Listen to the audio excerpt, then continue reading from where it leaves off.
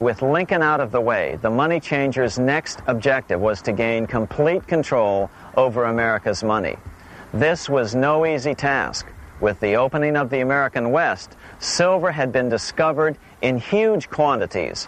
On top of that, Lincoln's greenbacks were generally popular.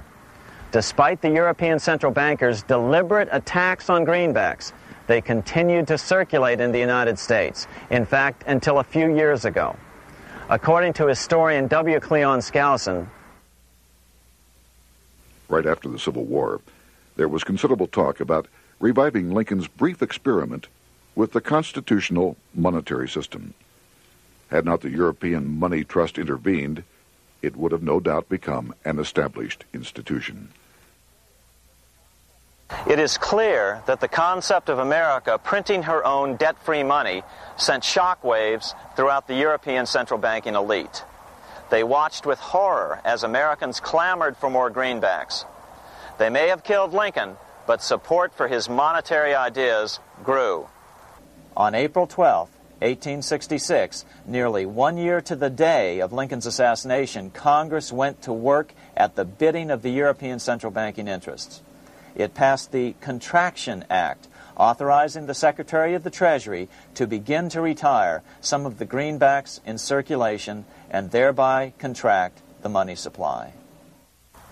Authors Theodore R. Thorin and Richard F. Warner explained the results of the money contraction in their classic book on the subject, The Truth in Money Book. The hard times which occurred after the Civil War could have been avoided if the greenback legislation had continued as President Lincoln had intended. Instead, there were a series of money panics, what we call recessions, which put pressure on Congress to enact legislation to place the banking system under centralized control. Eventually, the Federal Reserve Act was passed on December 23, 1913.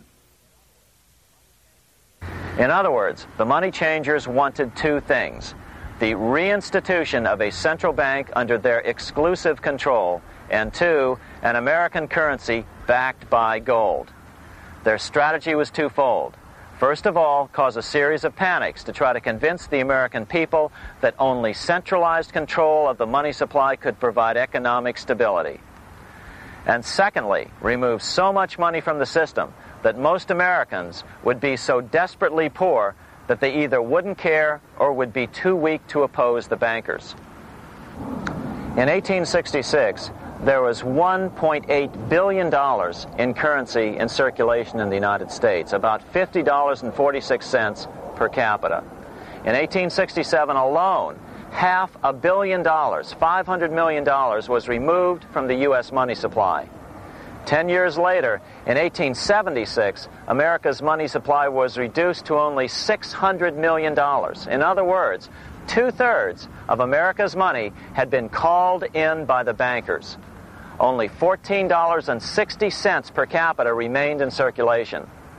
10 years later, the money supply had been reduced to only $400 million, even though the population had boomed. The result was that only $6.67 per capita remained in circulation, a 760% loss in buying power over 20 years. Today, economists try to sell the idea that recessions and depressions are a natural part of something they call the business cycle. The truth is, our money supply is manipulated now just as it was before and after the Civil War. How did this happen? How did money become so scarce? Simple. Bank loans were called in and no new ones were given. In addition, silver coins were melted down. In 1872, a man named Ernest Sed was given 100,000 pounds, about $500,000, by the Bank of England and sent to America to bribe necessary congressmen to get silver demonetized. He was told that if that was not sufficient, to draw an additional 100,000 pounds or as much more as was necessary. The next year, Congress passed the Coinage Act of 1873, and the minting of silver dollars abruptly stopped. In fact, Representative Samuel Hooper who introduced the bill in the House, acknowledged that Mr. Said actually drafted the legislation. But it gets even worse than that. In 1874, Said himself admitted who was behind the scheme. I went to America in the winter of 1872-73, authorized to secure, if I could, the passage of a bill demonetizing silver. It was in the interest of those I represented, the governors of the Bank of England, to have it done. By 1873, gold coins were the only form of coin money. But the contest over control of America's money was not yet over. Only 3 years later, in 1876, with 1/3 of America's workforce unemployed, the population was growing restless. People were clamoring for a return to the greenback money system of President Lincoln or a return to silver money, anything that would make money more plentiful. That year, Congress created the United States Silver Commission to study the problem. Their report clearly blamed the monetary contraction on the national bankers. The report is interesting because it compares the deliberate money contraction by the national bankers after the Civil War to the fall of the Roman Empire. The disaster of the Dark Ages was caused by decreasing money and falling prices. Without money, civilization could not have had a beginning, and with a diminishing supply, it must languish, and unless relieved, finally perish. At the Christian era, the metallic money of the Roman Empire amounted to $1,800,000,000. By the end of the 15th century, it had shrunk to less than $200 million. History records no other such disastrous transition as that from the Roman Empire to the Dark Ages.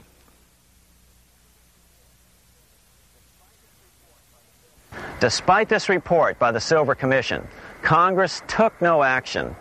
The next year, 1877, riots broke out from Pittsburgh to Chicago. The torches of starving vandals lit up the sky. The bankers huddled to decide what to do. They decided to hang on. Now that they were back in control to a certain extent, they were not about to give it up. At the meeting of the American Bankers Association that year, they urged their membership to do everything in their power to put down the notion of a return to greenbacks. The ABA Secretary, James Buell, authored a letter to the members which blatantly called on the banks to subvert not only Congress, but the press. It is advisable to do all in your power to sustain such prominent daily and weekly newspapers, especially the agricultural and religious press, as will oppose the greenback issue of paper money, and that you will also withhold patronage from all applicants who are not willing to oppose the government issue of money. To repeal the act creating banknotes or to restore to circulation the government issue of money will be to provide the people with money and will therefore seriously affect our individual profits as bankers and lenders. See your congressman at once and engage him to support our interest that we may control legislation. As political pressure mounted in Congress for change, the press tried to turn the American people away from the truth. The New York Tribune put it this way on January 10th, 1878. "The capital of the country is organized at last, and we will see whether Congress will dare to fly in its face." But it didn't work entirely. On February 28, 1878, Congress passed the Sherman Law, allowing the minting of a limited number of silver dollars, ending the 5-year hiatus.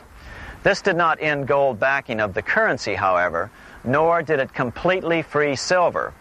Previous to 1873, anyone who brought silver to the U.S. Mint could have it struck into silver dollars free of charge. No longer. But at least some money began to flow back into the economy again. With no further threat to their control, the bankers loosened up on loans, and the post-Civil War depression was finally ended. 3 years later, the American people elected Republican James Garfield president. Garfield understood how the economy was being manipulated. As a congressman, he had been chairman of the Appropriations Committee and was a member of Banking and Currency. After his inauguration, he slammed the money changers publicly in 1881. Whoever controls the volume of money in any country is absolute master of all industry and commerce. And when you realize that the entire system is very easily controlled, one way or another, by a few powerful men at the top, you will not have to be told how periods of inflation and depression originate. Unfortunately, within a few weeks of making this statement, on July 2nd of 1881, President Garfield was assassinated.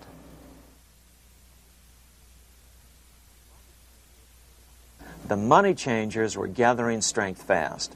They began a periodic fleecing of the flock, as they called it, by creating economic booms followed by further depressions so they could buy up thousands of homes and farms for pennies on the dollar. In 1891, the money changers prepared to take the American economy down again, and their methods and motives were laid out with shocking clarity in a memo sent out by the American Bankers Association, the ABA, an organization in which most bankers were members. Notice that this memo called for bankers to create a depression on a certain date 3 years in the future. According to the congressional record, here's how it read in part. On September 1st, 1894, we will not renew our loans under any consideration. On September 1st, we will demand our money. We will foreclose and become mortgagees in possession. We can take 2/3 of the farms west of the Mississippi and thousands of them east of the Mississippi as well at our price. Then the farmers will become tenants, as in England. These depressions could be controlled because America was on the gold money standard. Since gold is scarce, it's one of the easiest commodities to manipulate. People wanted silver money legalized again so they could escape the stranglehold the money changers had on gold money. People wanted silver money reinstated, reversing Mr. Said's Act of 1873, by then called the Crime of 73. By 1896, the issue of more silver money had become the central issue in the presidential campaign. William Jennings Bryan, a senator from Nebraska, ran for president as a Democrat on the free silver issue.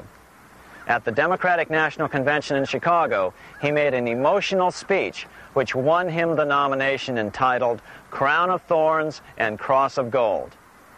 Though Bryan was only 36 years old at the time, this speech is widely regarded as the most famous oration ever made before a political convention.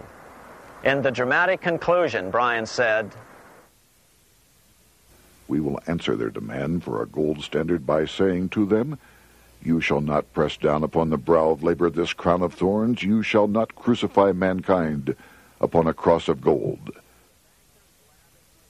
The bankers lavishly supported the Republican candidate, William McKinley, who favored the gold standard.